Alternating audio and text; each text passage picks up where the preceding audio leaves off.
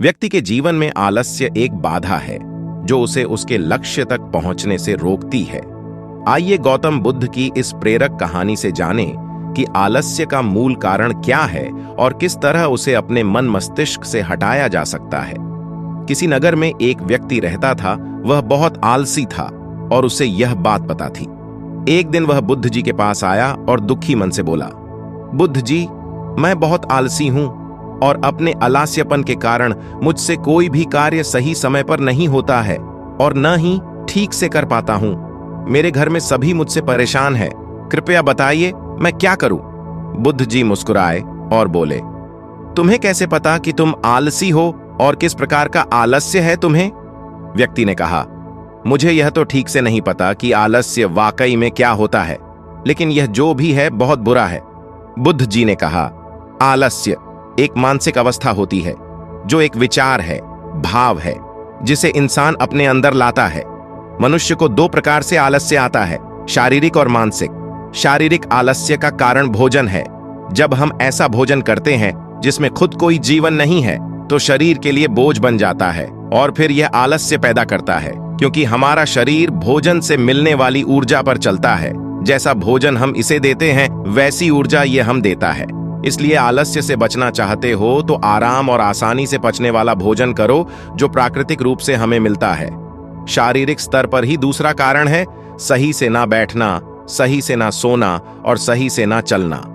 बुद्ध जी ने आश्रम के भिक्षुओं की तरफ इशारा किया और कहा, देखो, इन भिक्षुओं को ध्यान से देखो। इनके चलने, बैठने और लेटने में संतुलन है।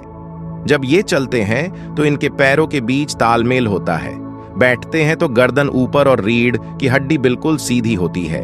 जब लेटते हैं तो शरीर बिल्कुल स्थिर और तनाव रहित होता है, जिससे वे आरामदायक और गहरी नींद लेते हैं। व्यक्ति बोला, क्या पर्याप्त नींद आवश्यक है? बुद्ध बोले, हाँ, ना कम ना अधिक। यदि रात को पर्याप्त नींद नहीं लेते हो तो कल का दिन आलस्य और थकान से भरा होगा।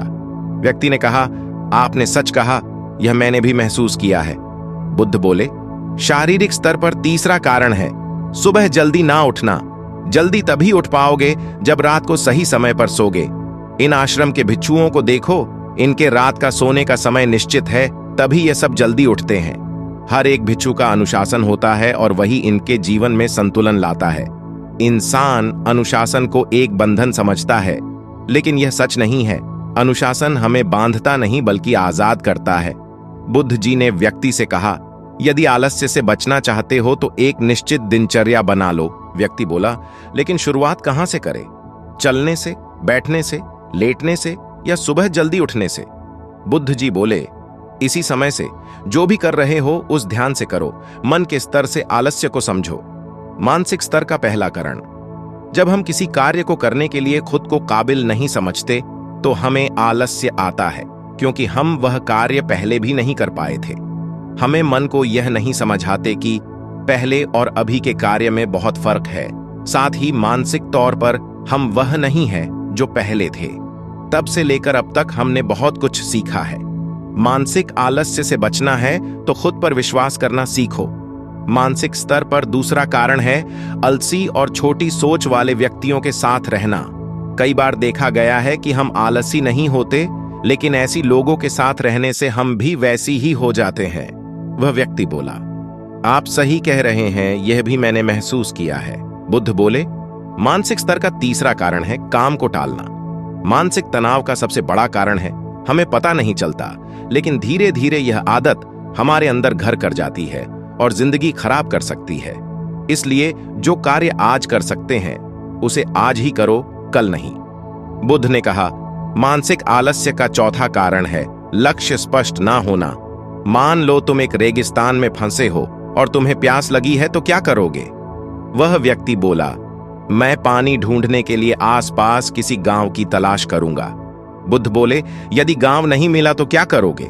वह व्यक्ति बोला, तो भी मैं ढूंढने का प्रयास करूंगा, क्योंकि मेरे पास और कोई विकल्प नहीं। बुद्ध बोले, जब किसी के पास स्पष्ट लक्ष्य ना होना है, यदि सुबह उठकर व्यायाम नहीं कर पा रहे हो तो तुम्हारी नजर स्पष्ट नहीं है कि तुम्हें व्यायाम क्यों करना है। यदि तुम भविष्य में होने वाले रोगों के प्रति सचेत नहीं हो, मानसिक आलस्य का पांचवा कारण है किसी कार्य को करने की बड़ी वजह ना होना।